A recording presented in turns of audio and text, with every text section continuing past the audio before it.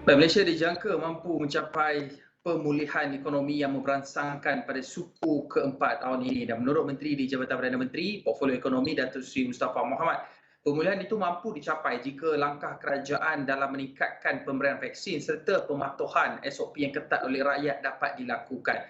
Dan untuk mengulas lanjut perkara ini, saya nak bersama dengan Profesor Madya Dr. Muhammad Yusof Sari, Ketua Ekonomi Pusat Penyelidikan Pasaran Buruh Masa Hadapan Perkeso.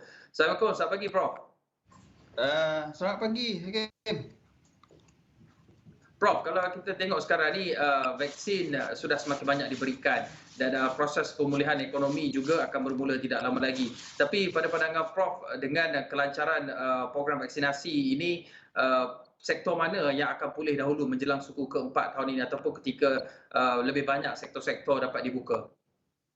Hakim, pada pandangan saya, kita dari segi perspektif ekonomi kita nak menentukan sektor mana yang perlu diberi perhatian dari aspek vaksinasi dan juga aspek pemulihan ini.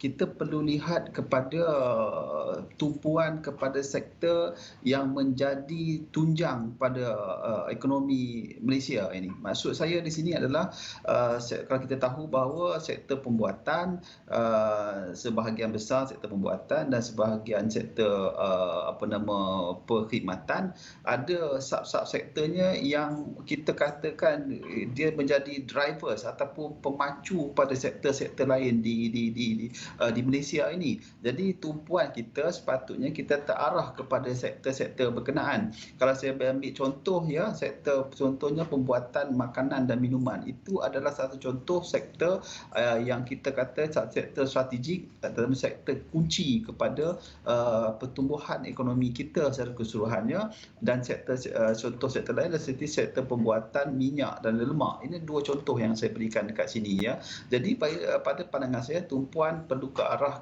pada sektor-sektor inilah. Dan dalam masa sama, Hakim, kita tahu pandemik ini adalah berkait rapat dengan pasaran pekerjaan, iaitu aspek pekerjaan. Jadi mungkin juga tumpuan kita perlu berikan kepada sektor-sektor yang berintensifkan buruh, kerana sektor-sektor ini yang mana adalah sektor yang menggaji banyak pekerja. Apabila sektor ini diberi penumpuan dalam aspek pemulihan dan juga aspek vaksinasi, jadi kita mungkin akan bergerak ke hadapan dapat menyelamat lebih ramai pekerja daripada dibuang kerja dan tiada pekerjaan. Okay.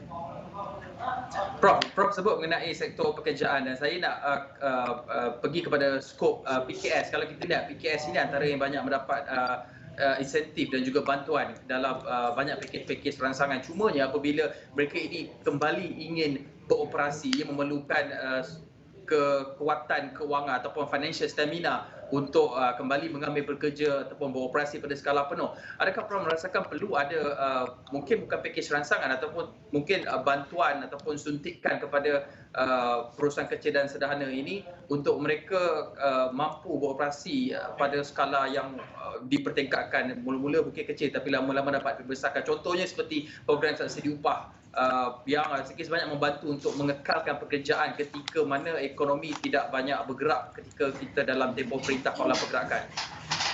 Amat tepat sekali, Hakim. PKS ini perlu diberi perhatian kerana PKS ini menggaji ataupun dari segi aspek pekerjaannya mereka ini menggaji pekerja lebih kurang lebih dari 60% pekerja di Malaysia. Jadi ini tumpuan yang sepatutnya diberikan oleh pihak kerajaan dan pihak berwajib sama ada memberi sokongan dan dukungan dalam bentuk modal bagi mereka, membolehkan untuk mereka bertatih semula dan juga untuk terus berlari di masa dalam 2-3 bulan akan datang. Dan bersama-sama sokongan perlu diteruskan dari aspek pekerjaan juga, bukan saja subsidi upah, Hakim, kerana kita tahu bahawa ada sebahagian PKS yang mana pekerja mereka juga diberi cuti tanpa gaji, diberi bayaran yang dipotong allowance-nya apa semua. Jadi perkara-perkara ini juga perlu diberi perhatian dan diberi sokongan juga selain daripada subsidi upah itu, supaya keterangkuman instrumen ataupun alat dasar yang kerajaan gunakan itu capai kepada pihak yang sepatutnya mendapat manfaat tersebut. Okay. Prof, ringkas saja Prof. Apa perkara yang perlu diberi tumpuan dalam rancangan Malaysia ke-12 yang sedang dirangka ketika ini melihat kepada konteks proses pemulihan ekonomi negara pasca COVID-19? Tidak lain tidak bukan Hakim, rancangan Malaysia ke-12 adalah buku yang sangat penting kepada Malaysia untuk capai wawasan kemahuran bersama 2030, dan rancangan Malaysia ke-12 ini juga kita nak melihat agenda pembaharuan ataupun agenda reform itu ada diterapkan dalam rancangan Malaysia ke-12. Kerana apa? Tsunami COVID-19 ini telah menghentam ekonomi kita seperti mana Aceh dahulu, dan kini adalah masa kita untuk membangunkan semula ekonomi kita dalam bentuk yang kita mahukan. Jadi agenda reform perlu dan juga menjadi keutamaan dalam rancangan Malaysia ke-12. Okay.